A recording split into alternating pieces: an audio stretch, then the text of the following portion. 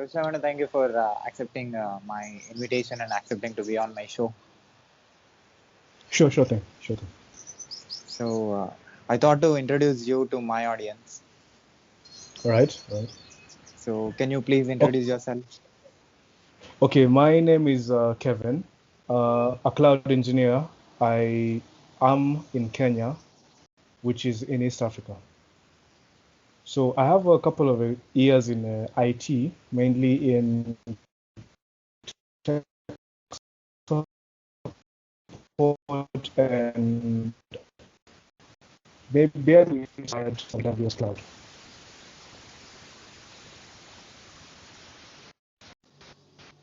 I think your network is not good. The voice is not very clear. Okay. Is it better now? Yeah, it's better.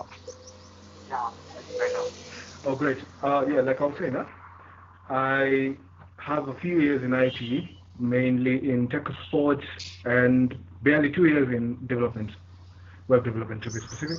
And I just recently gathered some skills in cloud computing, mainly in AWS. So, you got certification in AWS? Yeah, actually, I got certified last December, then got a job immediately, and I just recently got a new one as an associate cloud engineer at a fintech company here in Kenya. So, can you explain about your role and responsibilities? Oh, okay. So mainly, a lot of it is just monitoring and maintaining, reviewing costs and security measures. Because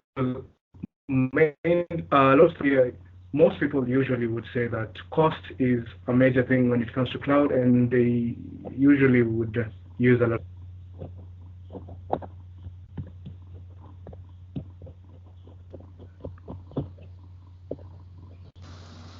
Yeah, go on. Okay.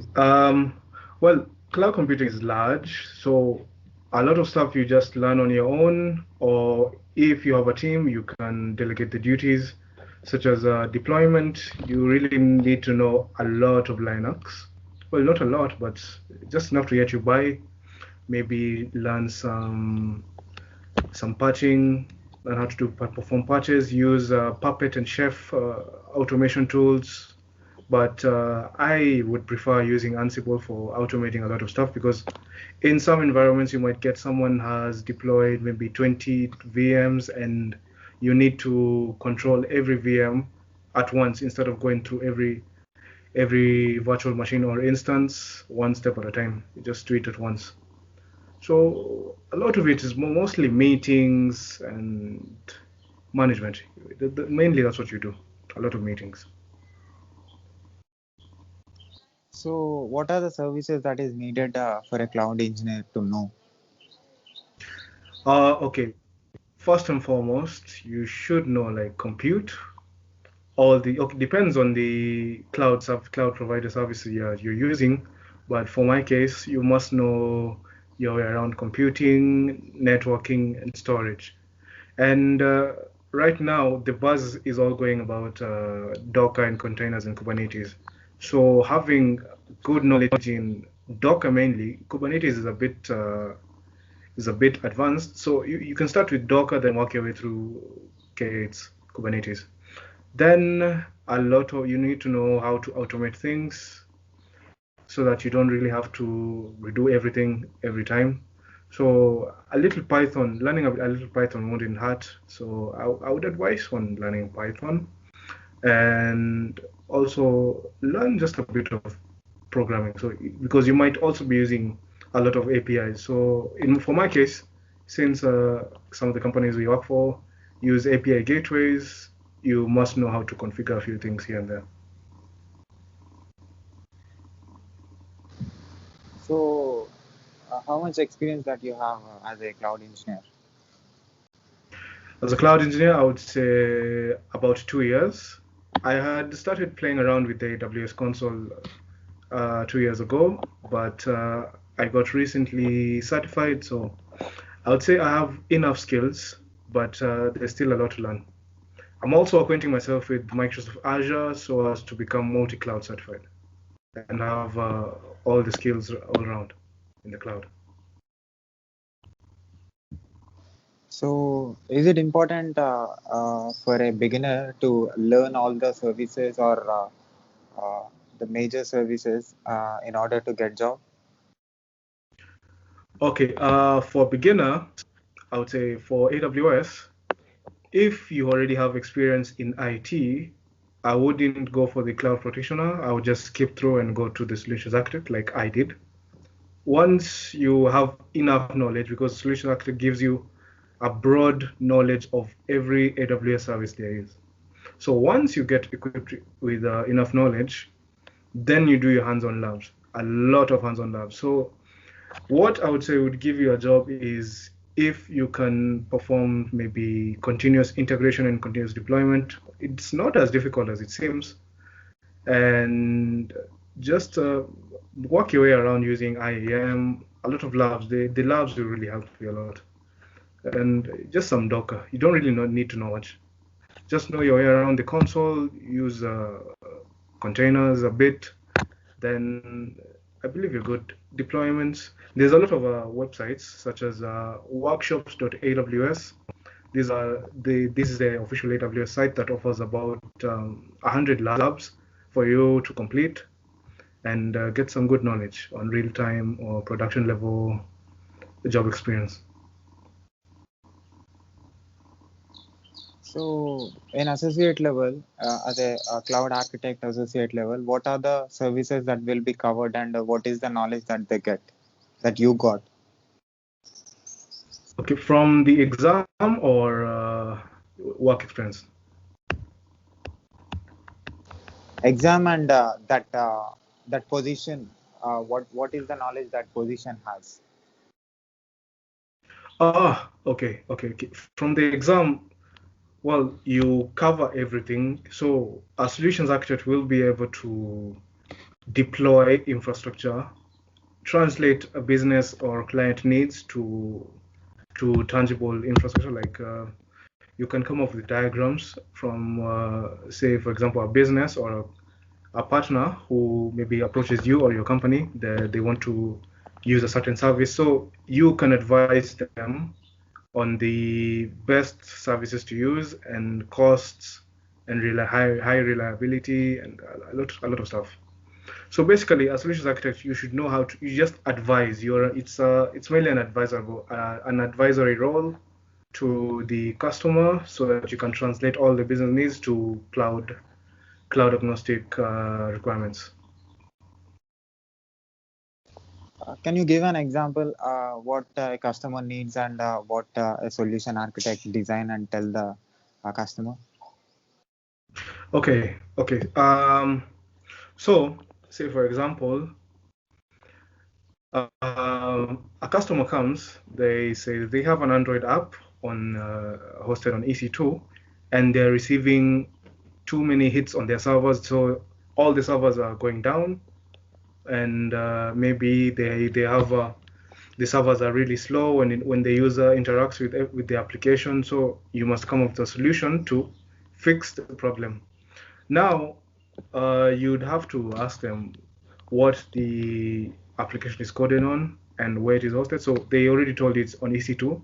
So when it comes to the application being slow, you can look at latency. So you can have a look. You can point a cloud front to the EC2 so as to cache the data to the nearest edge location so that it responds faster.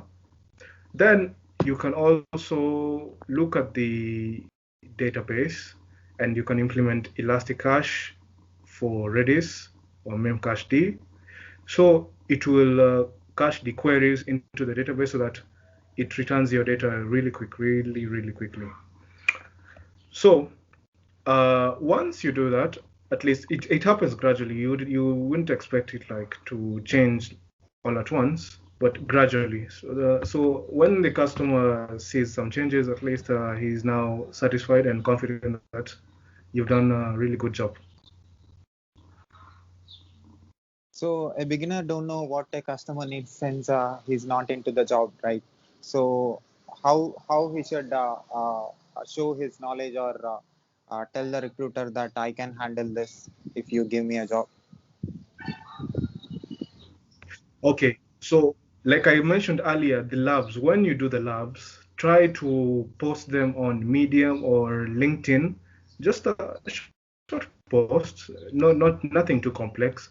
So the recruiter wouldn't really want you to know everything, but just if you have a rough idea of how to do the things, they definitely give you a chance.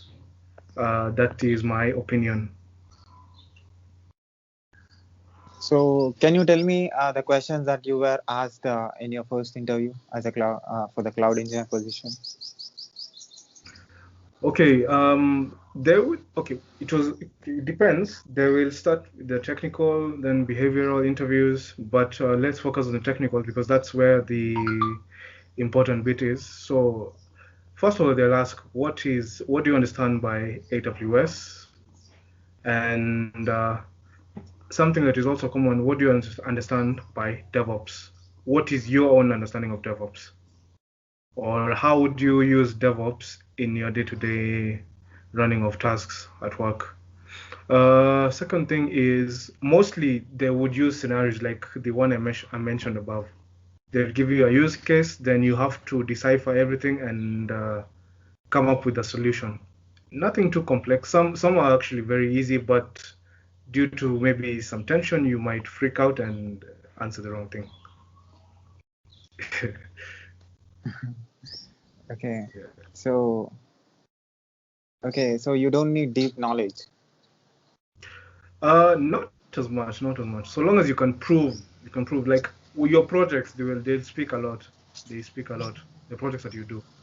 You can also learn how to deploy infrastructure using CloudFormation because that really helps and saves a lot of time when it comes to production level work and test and dev environments. Because instead of going through the console and launching every other service one by one, you just use CloudFormation or Terraform. But I would advise learning Terraform a bit later. First of all, you can learn CloudFormation, or you can go directly to Terraform and supplement it instead of using CloudFormation.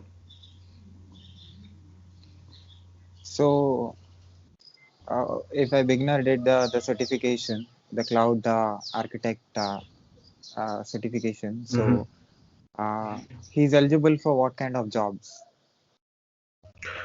Well, mostly junior roles, mostly junior roles, like associate cloud engineer, associate customer engineer, uh, associate architect. But her landing a solution architect role is a bit difficult since it requires a bit more experience. So I would suggest you do the labs, do as much labs as possible, mostly in DevOps because they will not tell you, but all the cloud jobs you will require DevOps. Whether you like it or not, you will have to do DevOps. I know people are afraid, oh, it's too much programming, too much code, but honestly, no, it isn't. But you must learn your way through DevOps and DevOps tools. So DevOps is under solution architect, or what is DevOps? DevOps is uh, DevOps is like an integration between the development team and the operations team, where you contribute to work together to deliver your solutions timely.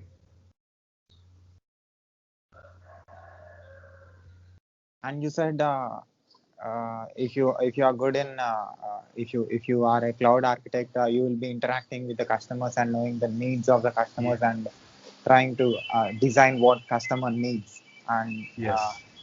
based upon the resources that you have. Yes. And what is this? Is this a DevOps job or A cloud engineer basically, a cloud engineer basically. But mostly solutions that you'd have to meet with clients, have sit-in meetings, a lot of meetings because lately I've been having a lot of meetings. So you'd have to translate all your customers needs since when you join a company they will assume you're the cloud guru, so you know everything. So it's up to you to do your research pretty well. Because you can't tell them you can't do the job because you won't have any money or work. So you have to do a lot of research on your own. So can you tell me the difficult situations that you faced after getting into the job as a cloud engineer and how you managed it? Okay. When I joined my previous company, there was a customer who wanted to use some data analytics service in AWS. We call it AWS Glue. I have never heard of it before. I asked some seniors if they have used it. They said no, because it was supposed to migrate a database into the AWS using AWS Glue and some other complex services in there. So I really had to do a lot of research. But the good thing is the company I was at had a partner had some partner training, so a lot of resources were for free from Amazon. So at least it helped out a bit. It took a lot of time though, but I got it done because there was a lot of pressure. There was a lot of pressure from the company. So how you managed it? What was your mindset and what was your mind state at that time? You don't know how to do it, and how you managed it and how you learned it. Okay, first of all, Stack Overflow. Let's start the community for Stack Overflow because every solution is in there. And a lot of documentation because it took me weeks. It took me about 4 weeks to do it. It should take maybe 2, but I hadn't used any of those AWS services. But a lot of trial and error in the dev environment, so I just tried it on my own, and yeah, trial and error, a lot of it. Before deploying it to production, I did a lot of testing, a lot. So yeah, finally it came through. The customer was pleased. Is there any practical experience of yours in your job that you never forget? It can be anything. Yes. So, um, there was this Apache Kafka database on a client's production environment. Now, I was writing a CloudFormation template. Unfortunately, or by accident, I may or may not have deleted it. But so I thought, dude, I'm going to get fired. So oh my god. So I was freaking out. But lucky for me, there was a rollback function, meaning that I could bring back the database with with some downtime. Hopefully they didn't notice. Of course they didn't because I never had anything from them. So I rolled back the CloudFormation template, which restored everything because I could have been fired or maybe sued or something. So it could have been a bit tricky, but mistakes happen, and we all learn from mistakes. But yeah, I'd say we're good now. We learn from experience. So what are your strengths and the positives that you have as a cloud engineer? Okay, my strengths are coming from a programming background. So I'd say learning a language like Python or Node.js is really helpful because I will use them in writing a lot of automation scripts and doing a lot of Lambda and microservices because a lot of companies use microservices because they're cheaper than running everything on an EC2 server. And I would say cloud is it's comfortable, but a lot of pressure. There's a lot of pressure. But since it's not as popular, I would say you'd better learn cloud now because right now all the network admins, network engineers, the administrators, most of them are lacking jobs unless they upskill and use and do some cloud. I'd say they'll be unemployed and they lose jobs. So all the jobs are coming to cloud. Like the way Microsoft retired the MCSC, MCSA certifications, now they're leveraging Microsoft Azure. So I'll say everything is going to cloud. So upskilling is the best option you can do right now. And cloud pay is good. I'd say the salary is pretty good. It gets you by. And the good thing is you can work from home. You don't really have to go to the office. And yeah, I think that's just about it. And everyone thinks you know your cloud. You're like the god of cloud or something. So it feels good for your ego. Yeah. So, what is the compliments that you got, when you entered into the position? From the my employer or Yeah, from your superior. okay. First of all, they said it was a very well done job to complete my certification in 5 weeks, because that's a very hard certification that should take me 3 months. Should take me 3 months. So I did it in 5 weeks. So the guys were really impressed, and I think that's one of the reasons they gave me a job, because they offer training and help you in placements or assist you in maybe talking to their partners and maybe land you a job in one of the partner companies. So I'd say he echoed my hard work, my ability to understand problems and decipher them, a lot of stuff, mostly technical stuff. So at last, you are a cloud engineer and you got certification as a solution architect, right? Yeah. So there will be a lot of people who will be listening to you and who will be watching you right now. Uh, what are Okay. the tips and the advices and the points that you tell, because you got certification in just 3 weeks, right? So tell them what 5 weeks. works. Yeah, 5 weeks. 5 weeks. Sorry. Okay. First of all, you should get legitimate learning material. Like I would suggest Neil Davis from Udemy, Stefan Mer Adrian Cantrell from adriancantrell.com, and John Bonzo for practice test. Don't follow dumps. The dumps will not lead to any success, because all of this is hard work. 5 weeks is a very short time, and I would say I lacked a lot of sleep. So you really need to bring out a lot of sacrifice to achieve what you want. So I'd say just rely on verified sources like the ones I suggested, and just avoid dumps. And those folks who use proxies that they do the exam, you get banned. You might get banned by Amazon. So I'd say just steer clear of them. Just hard work. And just note that a certification will not give you the job. Just your hard work and the projects that you do. There are a lot of hands-on. Just show your employer that you can do a few things here and there, like deploying infrastructure, hosting websites, a few things. You can just get a project from GitHub, since everything is open source and free. You can just get someone's project on GitHub, then try and host it on AWS and see how everything turns out. And I know a lot of folks maybe may not want to open an AWS account because of finances, but you don't really need cash. Just need your card, maybe load it with $2. Then it will activate your account, and they will refund your money at the end of the month. Also, attend AWS events to get free credits. So I usually build on credits. Like right now, I have about $200 worth of credit, so they help a lot, I would say. Okay. Any good words? Okay. So to anyone studying for their certifications, good luck, and perseverance is key, because I know it gets harder once you go ahead, but don't worry, it gets easier once you understand everything.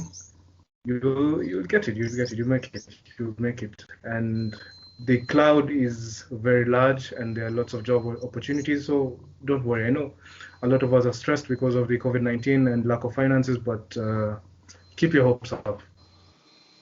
Awesome. So have you seen any videos of mine on YouTube? Yes. I saw one from there's a young lady from the United Kingdom. I think I saw it last week. Yes, this young blonde young lady from the United Kingdom. She echoed your how your interviews, you're doing your interviews, which is really good. Actually, to be honest, yeah, like she said, I haven't seen anyone doing the same thing, to be honest, because it's really unique and not like everyone else, you see. So I'd say good work, good work. I believe you're going places also. So when you be in a good position after 5 or 3 years, I will request you again, and if you are free, you have to give me another interview. Sure. Yeah, definitely. Sure. Thank you, man, for your constructive thoughts and helpful words to the beginners and as well as people who are already into the work. Yeah, definitely. You're welcome. You're welcome. Can I put this audio and video clip on my YouTube channel, social media, internet, podcast, everywhere with your permission? Okay, yeah, sure. No worries. Thank you, Kevin. Keep going, keep doing what you love. Thank you. Bye. Thank you, Bye, Sai. bye.